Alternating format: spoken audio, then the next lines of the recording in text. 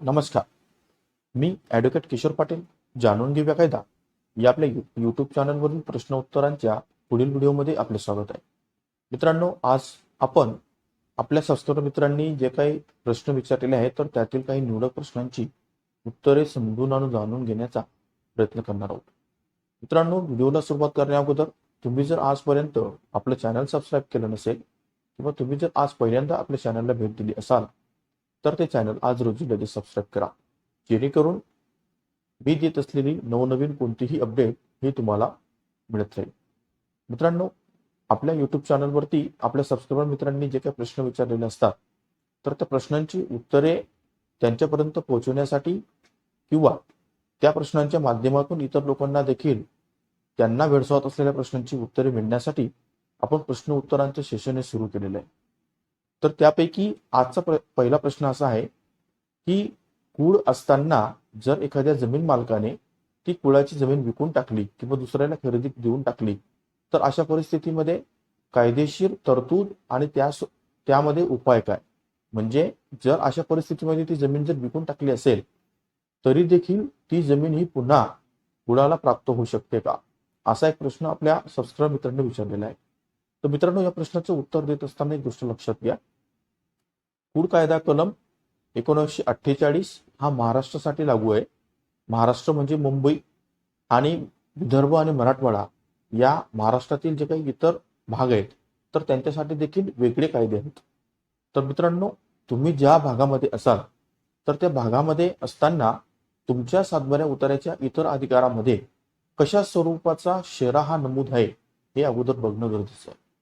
म्हणजे त्यामध्ये विदर्भ अधिनियम आहे का महाराष्ट्र कुळवैवाट अधिनियम आहे की मराठवाडा कुळवैवाट अधिनियम आहे.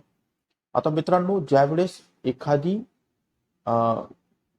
सातबाऱ्या उतार्यावरती इतर अधिकारामध्ये जर संरक्षित कुळ असेल, साधं कुळ असेल तर अशा स्वरूपामध्ये जर ते इतर अधिकारामध्ये त्याचा उल्लेख केला गेला असेल आणि केवळ त्या व्यक्तीचं नाव हे मालक सदरी आहे म्हणून त्या व्यक्तीने जर ती जमीन विकून टाकली असेल तर अशा परिस्थितीमध्ये कुळाचे कोणतेही अधिकार त्या खरेदीने हे संपुष्टात येत नाहीत.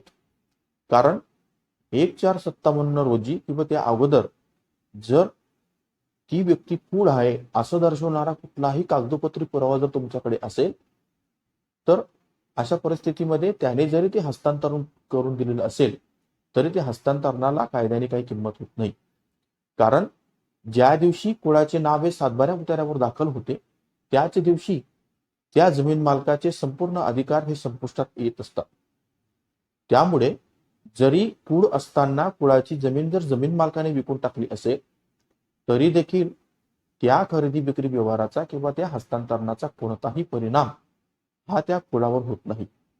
त्यानंतर मित्रांनो, दुसरा प्रश्न असा विचारलेला आहे की जर एखाद्या वेळेस म्हातारी आई असेल तर ते म्हातारी आईला किंवा त्याच्या वारसांना अनुकंप तत्वाचा लाभ घेता येतो का?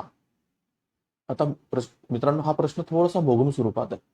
कारण त्यांना काय विचारायचं हे जर आपण अपेक्षित धरलं तर त्यांना म्हणायचं असं आहे की जर एखाद्या वेळेस प्रतीक्षा सूची यादीत त्या व्यक्तीचं नाव असेल आणि त्या व्यक्तीचं नाव असताना जर त्या व्यक्तीचं नाव जोपर्यंत येतं तोपर्यंत त्यांची जर वयाची 45 वर्ष पूर्ण झालेली असतील तर अशा परिस्थितीमध्ये कुटुंबातील कोणत्याही पात्र व्यक्तींना अनुकंप तत्वासाठी नोकरीचा लाभ घेता येईल का, असा त्यांचा थोडक्यात प्रश्न आहे.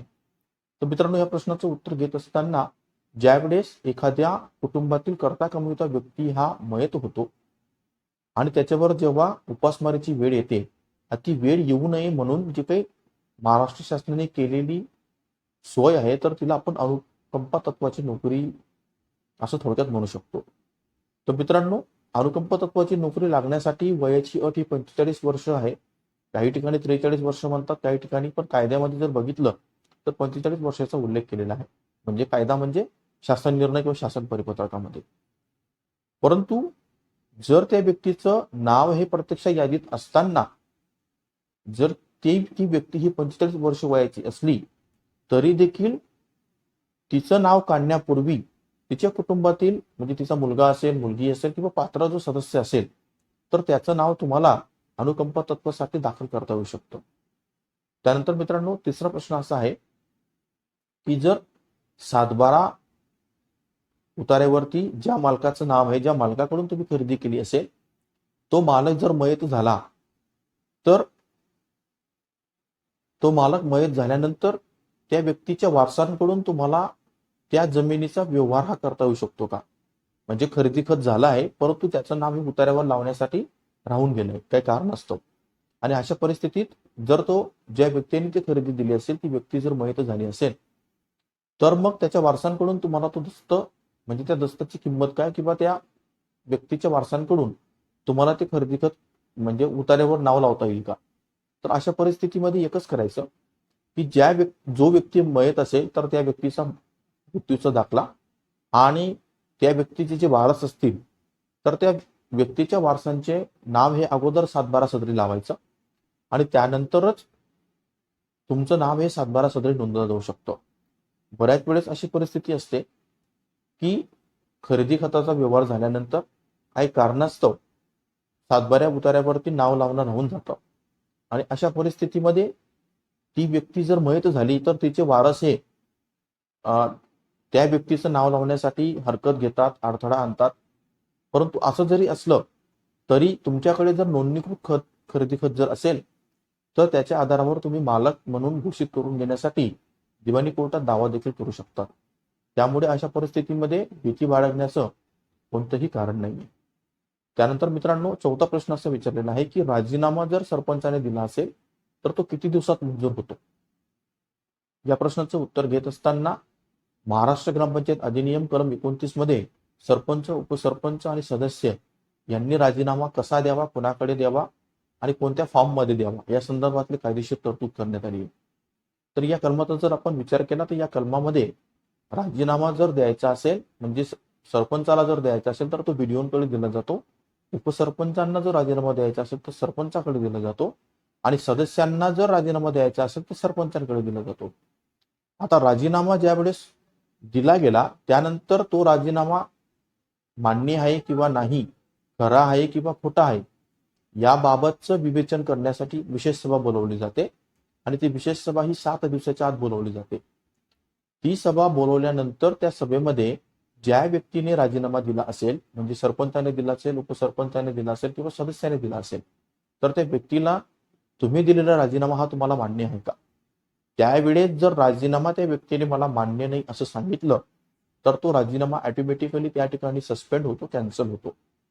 मग अशा परिस्थितीमध्ये जर ज्या व्यक्तीला त्या राजीनाम्याबाबत आक्षेप घ्यायचा असेल तर त्या व्यक्तीने 7 दिवसाच्या आत तो राजीनामा खरा आहे किंवा खोटा आहे हे ठरवून घेण्यासाठी संबंधित जिल्हाधिकारी कार्यालय म्हणजे जिल्हाधिकारी साहेब यांच्याकडे तक्रार अर्ज करावा लागतो.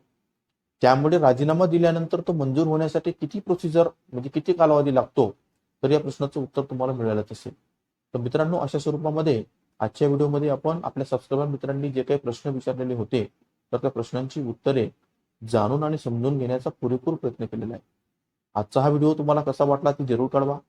तुम्हाला जर हा व्हिडिओ आवडला असेल तर याला जास्तीत जास्त लोकांपर्यंत शेअर करा आणि जर तुमचे काही वैयक्तिक कायदेशीर प्रश्न असतील तर ते तुम्ही मला आपल्या संपर्क नंबरवर संपर्क करून सशुल्क सल्ला देखील